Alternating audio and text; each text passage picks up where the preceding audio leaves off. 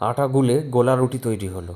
সেই গোলা রুটি একটা ল্যাংড়া আম দিয়ে ভালো করে খেয়ে তারপর ফ্যান পরিষ্কার করতে লেগে পড়লাম।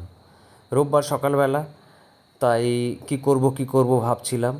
তাই আমটাকে ভালো করে রুটি দিয়ে খেলাম, খেয়ে ফ্যানটাকে ভালো করে ঘষা শুরু করলাম।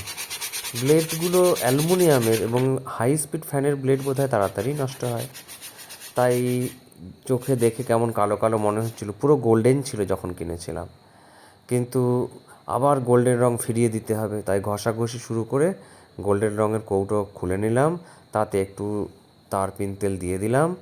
তারপরে ঘষা কমপ্লিট হয়ে যাওয়ার পর সেই রঙটা ওটার উপর লাগাতে শুরু করে দিলাম এবং দারুণ লাগছিল।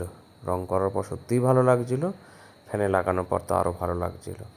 একটু রং বেঁচে ছিল, একটা পিঁড়ি ছিল, পিঁড়িতে সেই গোল্ডেন রঙের ছিটছিট দিয়ে দিলাম, তারপর ফ্যান চালিয়ে হাওয়া খেলাম। দারুণ দারুণ।